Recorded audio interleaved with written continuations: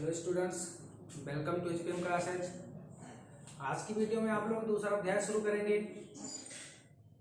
इस दूसरे अध्याय में सबसे पहले तो हमें पढ़ना है वैद्युत विभवांतर और वैद्युत विभव के बारे में। लेकिन वैद्युत विभवांतर और वैद्युत विभव को पढ़ने से पहले हमें यह जानना जरूरी है कि वैद्युत विभवांतर या वैद्युत विभव का हम क्या उपयोग करेंगे, या वैद्युत विभव का उपयोग किस लिए किया जाता है, या इसको पढ़ने की हमें आवश्यकता क्या है, किस काम के लिए इसको हम प्रयोग में लेकर के आते हैं, यह जानना बहुत जरूरी है।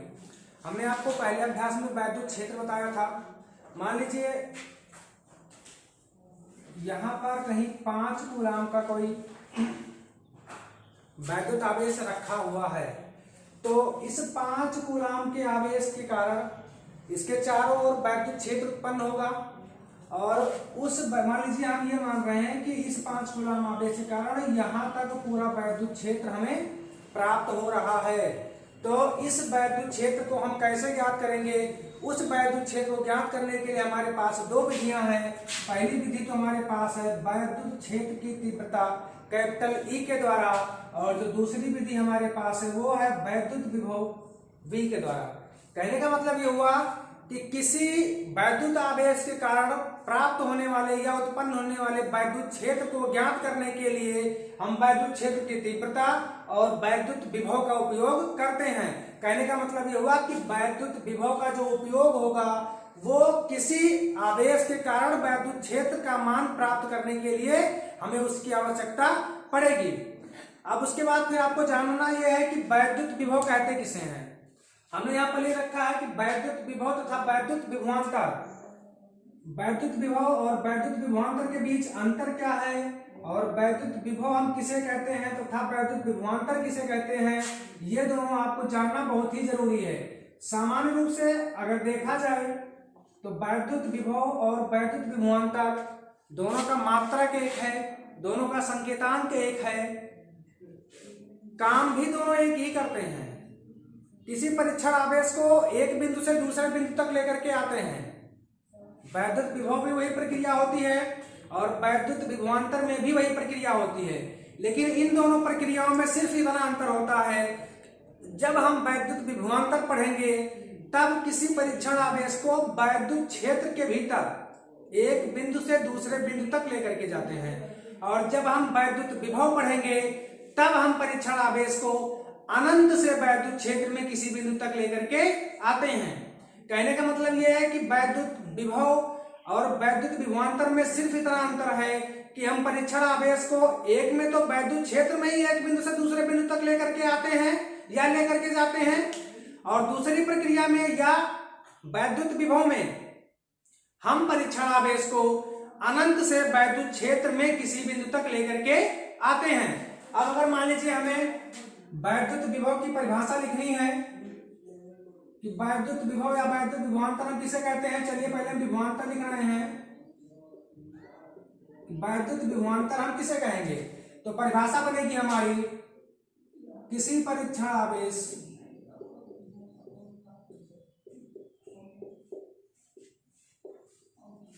चलिए यहां पर हम परीक्षण आवेश को Q सफिक्स 0 या Q0 मान ले रहे हैं, तो किसी परीक्षण आवेश Q0 को वैद्युत क्षेत्र में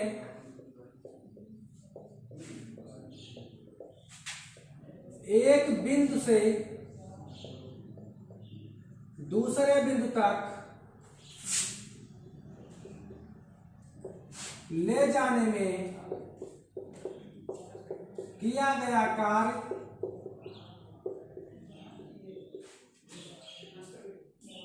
तथा परीक्षण आवेश के मान की निष्पत्ति को वैद्युत विभवांतर कहा जाता है या वैद्युत विभवांतर कहते हैं।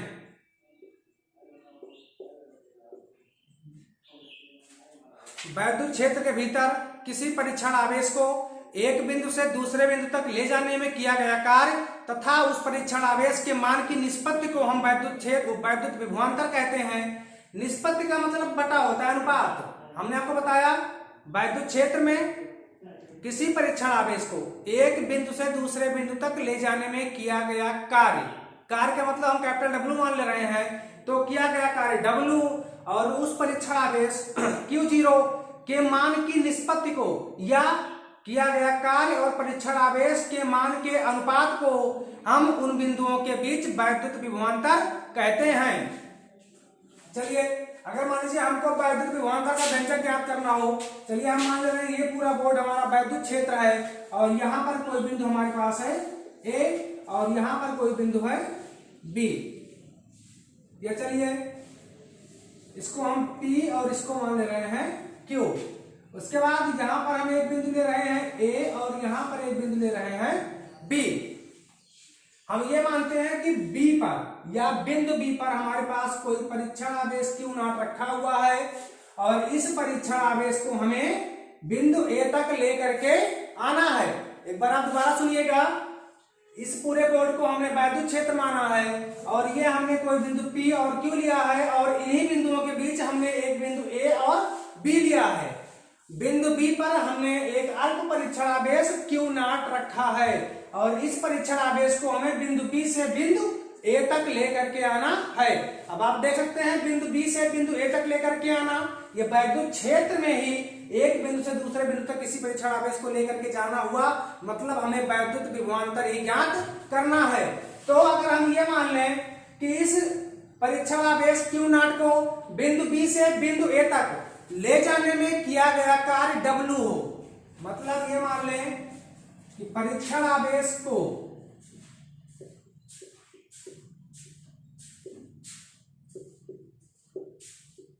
बिंदु B से A तक लाने में किया गया कार्य बराबर कैपिटल W। तब बिंदु A व B के बीच विभवांतर, तो जब विभवांतर हम निकालेंगे तो लिखेंगे बिंदुओं A व B के बीच विभवांतर, तब बिंदुओं A व B के बीच विभवांतर V∠B और -V∠A। विभवांतर मतलब बिंदु B से A के बीच या बिंदु B से बिंदु A तक हमें कुल विभवांतर कितना प्राप्त हुआ, तो हम बिंदु B पर जो हमको मिलेगा विभवांतर V∠B और बिंदु A पर जो मिलेगा V∠A, दोनों को घटा देंगे तो इसके बीच कुल कितना विभवांतर है ये हमें प्राप्त हो जाएगा। लेकिन हमने आपको परिभाषा में बताया किसी परीक्षण आवेश Q0 को वैद्युत क्षेत्र में एक बिंदु से दूसरे बिंदु तक ले जाने में किया गया कार्य को हम W माने हैं, तो कार्य यहाँ पे W तथा परीक्षण आवेश के मान की निष्पत्ति को हमने बताया, निष्पत्ति का मतलब बटा, और इसी को हम क्या कहेंगे, ये वैद्युत विभवांतर के लिए व्यंजक है और इसका मात्रक होता है जूल प्रति कूलाम, या इसे हम चाहें तो वोल्ट भी लिख सकते हैं। सामान्यतः हम वोल्ट का ही प्रयोग करते हैं क्योंकि एसआई प्रणाली में वैद्युत विभवांतर का मात्रक वोल्ट होता है। इसके बाद फिर हम चलते हैं वैद्युत विभव पर। वैद्युत विभव हमने आपको बताया था विभवांतर और विभव इन दोनों में सिर्फ इतना ही अंतर है कि विभवांतर में हम किसी परीक्षण आवेश को वैद्युत क्षेत्र के भीतर ही एक बिंदु से दूसरे बिंदु तक लेकर के जाते हैं, लेकिन वैद्युत विभव में हम किसी परीक्षण आवेश को अनंत से वैद्युत क्षेत्र में लेकर के आते हैं। तो अगर हमको वैद्युत विभव की परिभाषा लिखनी हो तो यहां लिखा जाएगा किसी परीक्षण आवेश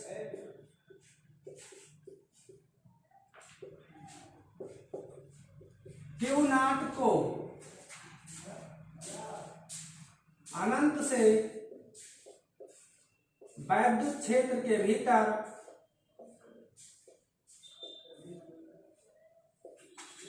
किसी बिंदु तक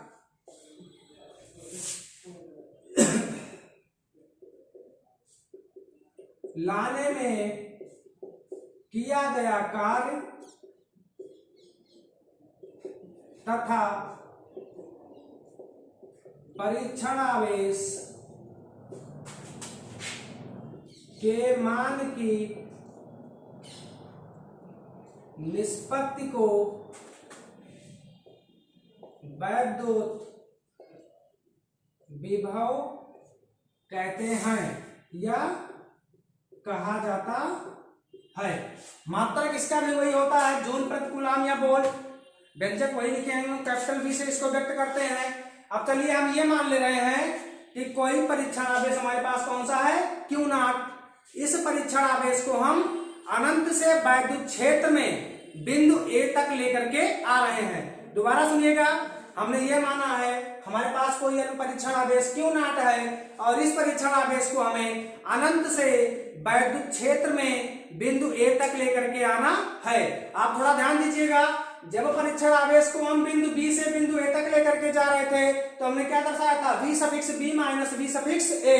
तो जब हम किसी परीक्षण आवेश Q नॉट को अनंत से वैद्युत क्षेत्र के भीतर बिंदु A तक लेकर के आएंगे तब क्या कहलाएगा, V सफिक्स नॉट नहीं, V सफिक्स इनफाइनाइट अनंत।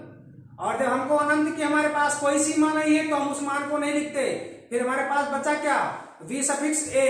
तो हमें अनंत पर वैद्युत विभव का मान ही नहीं पता कितना होगा, तो हम इसको सीधे लिखेंगे V सफिक्स A या V बराबर किया गया कुल कार्य W और अपान परीक्षण आवेश इप्सिलॉन 0, ये वैद्युत विभव के लिए व्यंजक है और इसका मात्रक जूल प्रति कूलाम या वोल्ट होता है। फिर से आप ध्यान दीजिएगा, इस व्यंजक को हमने बिल्कुल इसी प्रकार से हल किया है जैसे ये था। हमने ये माना था कि अनंत से वैद्युत किसी परीक्षण आवेश को अगर हम वैद्युत क्षेत्र के भीतर बिंदु A तक लेकर के आ रहे हैं तो कुल किया गया कार्य कितना प्राप्त होगा, W। परिभाषा वही है, सिर्फ इतना ही परिवर्तन है। हमने आपको बार बार बताया कि एक प्रक्रिया में हम किसी परीक्षण आवेश को वैद्युत क्षेत्र के भीतर ही एक बिंदु से दूसरे बिंदु तक लेकर के आते हैं या लेकर जाते हैं, और वैद्युत विभव की प्रक्रिया में हम किसी परीक्षण आवेश को अनंत से वैद्युत क्षेत्र के भीतर किसी बिंदु तक लेकर के आते हैं। तो उस प्रक्रिया में हमने ये माना कि कुल किया गया कार्य हमारे पास कैपिटल W हमको मिल रहा है, तो कैपिटल W हो गया। और हम परीक्षण आवेश को हमने Q नॉट माना है, तो W अपान Q नॉट का जो अनुपात आएगा वो क्या आएगा, वैद्युत विभव। यहां आप लिख सकते हैं ये क्या है, वैद्युत विभव। अगर इस पूरे वीडियो में आपको किसी भी जगह अगर कोई आपको दिक्कत होगी तो नीचे आप कमेंट करिएगा, अगले वीडियो में आपकी वो समस्या दूर की जाएगी।